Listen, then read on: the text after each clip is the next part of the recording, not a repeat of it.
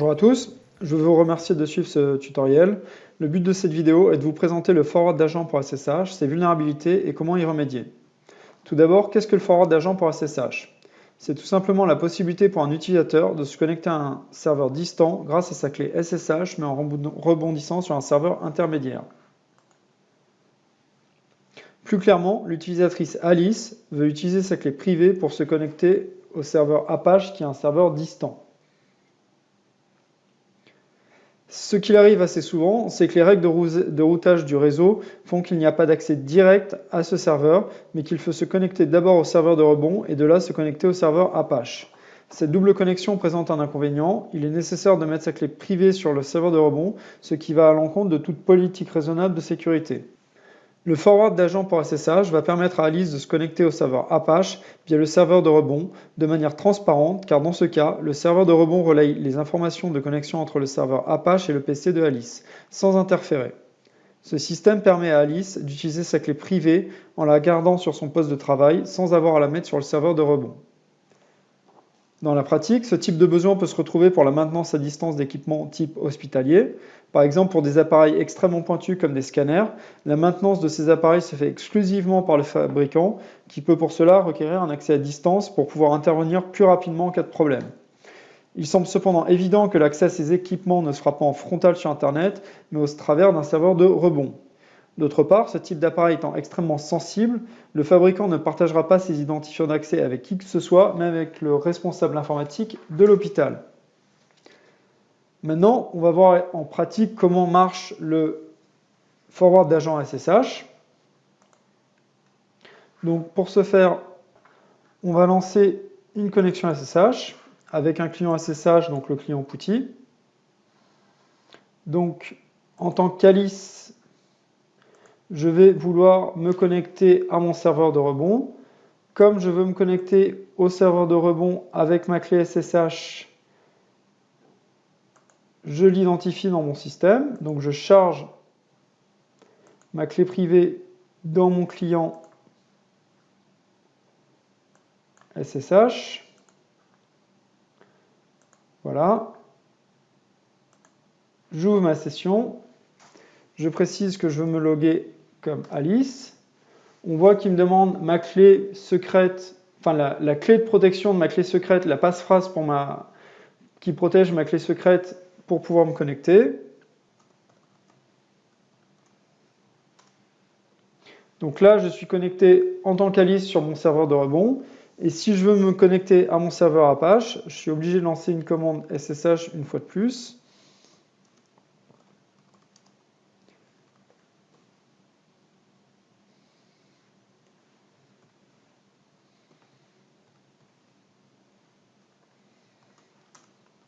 Et là, il va me demander un mot de passe parce que je n'ai pas de système de clés en place entre mon serveur de rebond et ma machine Apache. Et Alice ne veut surtout pas mettre sa clé privée sur un serveur qui n'est pas à elle.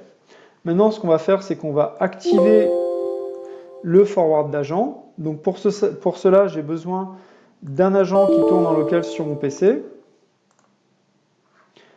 Donc, grâce à pagent, je peux rajouter ma clé privée dans mon agent sur mon PC.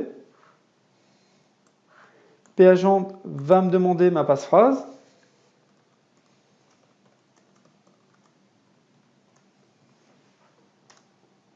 Donc là, ma clé est chargée dans mon agent local. Et ce que je vais faire, c'est que, une fois encore, je vais utiliser un client SSH PuTTY, sauf que cette fois-ci, dans l'authentification, je vais autoriser l'agent forwarding. Donc, je me connecte à mon serveur de rebond en précisant que je me connecte en tant qu'Alice. On voit que je suis connecté en tant qu'Alice. Et maintenant, quand je vais me connecter à mon serveur Apache, à partir de mon serveur de rebond, on va voir que je suis connecté automatiquement et que cette connexion s'est faite grâce à mon forward d'agent SSH. Alors, le problème avec ce mécanisme, c'est qu'il présente une faille. Il nécessite l'ouverture d'une socket qui, malheureusement, peut être lue et interceptée par d'autres personnes. Alors, juste vous montrer de quoi je parle. Donc, ça, c'est mon serveur de rebond qui est présent dans une VM. On peut voir ici mon utilisateur Alice. Si on va dans le dossier TMP, on voit qu'il y a un répertoire SSH. Si on va dedans, on voit bien qu'il y a une socket d'ouverte avec l'attribut S ici. Par contre, si on est sur un autre utilisateur du système,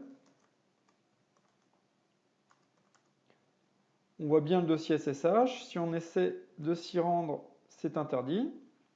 Par contre, ce qu'on va faire, c'est que s'il s'agit d'un utilisateur à privilège qui va faire une élévation, donc j'ai élevé les privilèges de l'utilisateur Hagen. Si je vais à nouveau dans le directory TMP, je vois toujours mon dossier SSH. Je me rends dedans. Je vois bien la socket d'Alice qui est présente. Il s'agit bien de la même socket, donc elle est visible. Juste pour vous confirmer, maintenant, si je reprends ma connexion vers le serveur Apache, que je la quitte, voilà, donc la socket est fermée, juste pour vous montrer. Donc je suis toujours dans TMP, et on voit bien que le dossier SSH a disparu. Donc cette socket qui était ouverte était bien la socket qui était utilisée par le serveur de rebond pour connecter l'utilisateur Alice au serveur Apache.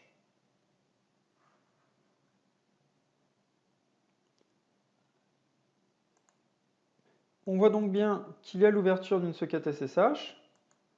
Cette socket SSH est finalement accessible par d'autres utilisateurs du système qui ont des privilèges ou qui ont réussi à obtenir des privilèges.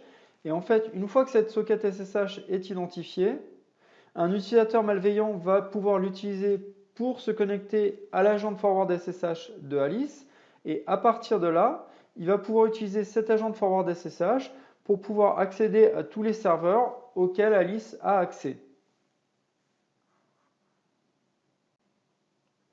Je viens donc de vous présenter le forward d'agent SSH.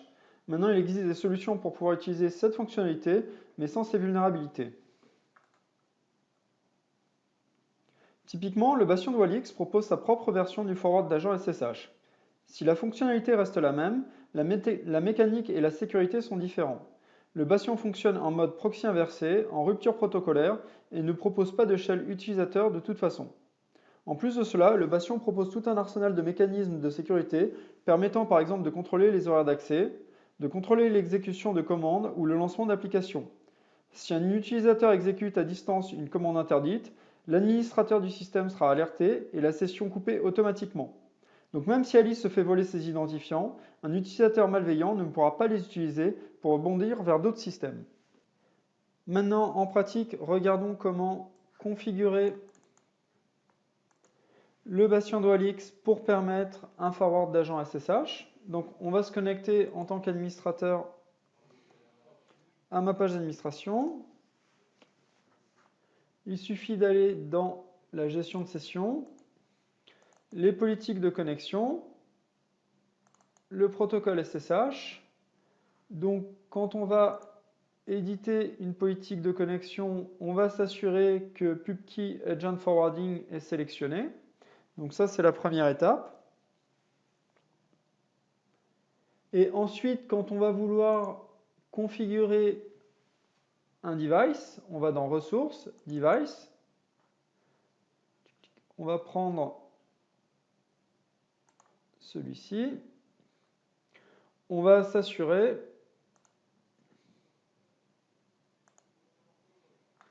que parmi les services activés, SSH Host Agent est activé. Donc en soi, c'est relativement simple.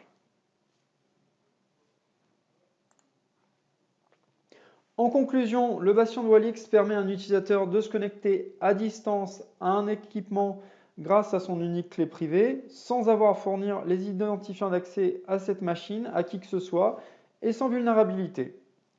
J'espère que cette vidéo a pu vous être utile et à très bientôt.